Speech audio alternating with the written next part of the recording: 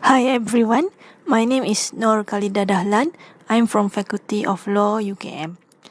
Today I will presenting my topic of presentation, that is tourism and alternative dispute resolution.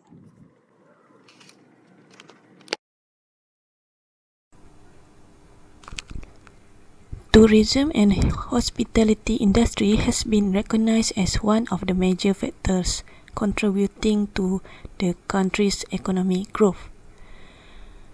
The emergence of travel agency from the government and private sectors are also been successful in attracting consumer in Malaysia.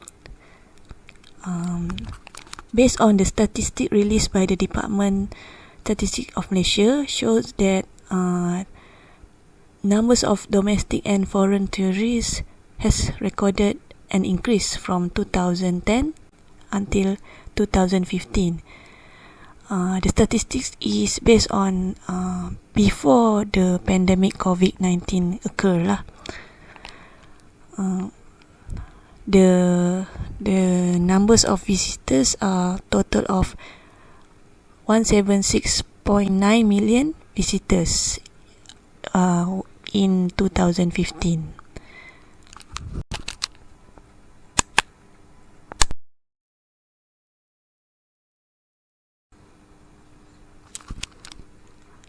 Tourism law in Malaysia usually concerning dispute that occur often associate with cases of fraud or misunderstanding among the parties involved. Yet when looking at the provision of the law, there are various key acts that can be referred to in order to reach a settlement. The legal reference used are not only focused specific statutes, but are contained in several acts such as Tourism Industry Act, Contract Act, Consumer Protection Act. Therefore, as a result of existence of this issue of infringement, detailed research need to be concluded. In identifying law, they are able to preserve the right of consumer as well as able to provide remedies in exchange for losses suffered by them.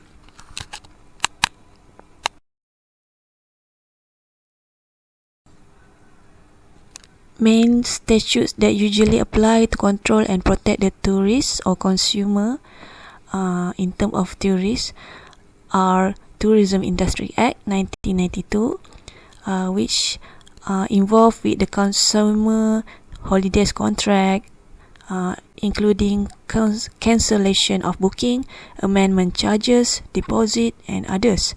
Nevertheless, in 2021, the Act has also not been amended for 20 years, and it is no longer in line with the current tourism landscape, which is after the during the pandemic and after the pandemic COVID-19. The next main statute that usually dispute in tourism refer are Consumer Protection Act 1999. The Consumer Protection Act provides for matters relating to the protection of consumer. It also established the National Consumer Advisory Council and the Consumer Claim Tribunal. Okay. The third main statute is Contract Act 1950. However, this act still does not cover all aspects of contract law concerning with tourism. This is because the Contract Act does not contain any provision that deals specifically with the content of a tourism or tourist contract.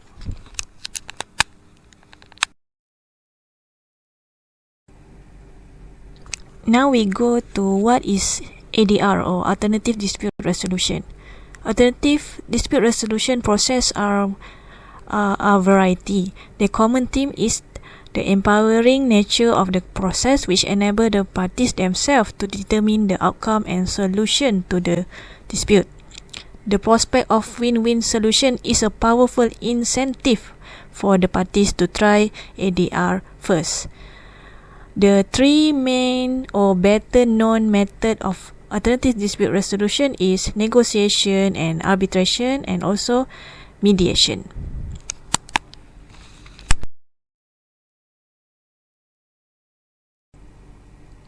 Now we go to the methods of ADR. Negotiation is the most common ADR process. The process is voluntary and the party has the greatest flexibility over a range of issues. Okay. Next is the mediation. Mediation is assisted for facilitated negotiation. The parties meet face to face in presence of the neutral third party, the mediator, who tries to help them isolate issues, identify common interests, and generate option for settling the dispute. The third method of ADR is conciliation. Conciliation is conducted by conciliator, which a party to a trade dispute shall not in any conciliation proceeding be represented by an advocate, advisor, consultant, or by any other person whatsoever. The main difference is that the neutral third party, the conciliator, is usually an expert with experience in the subject matter of the disputes.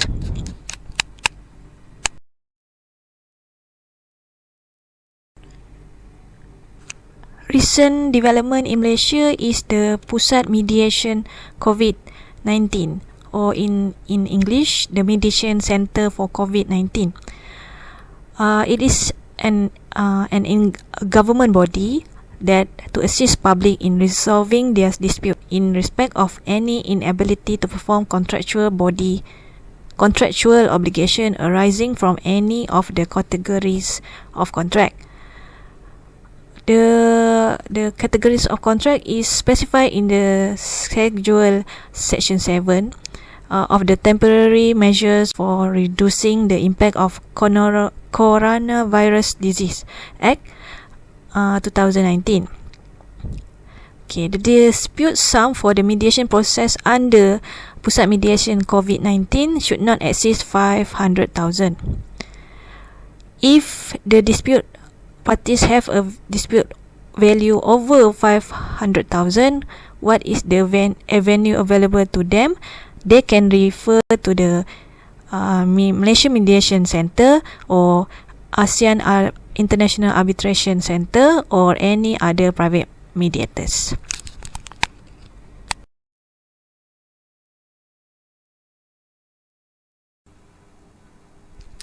As conclusion, most laws may or had been through amendment on the contractual provision in certain acts to ensure the law take into factor the current COVID-19 pandemic crisis in Malaysia.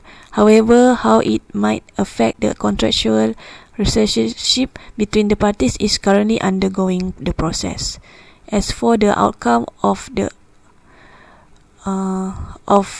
above issues, which is tourism dispute, the decision possibly will be different if the parties would settle their dispute through the process in Pusat Mediation COVID-19. All the parties will definitely make a compromise solution that will fulfill all parties' need. Due to the foremost purpose of ADR is to resolve any dispute that would lead to win-win situation. Thank you everyone for listening.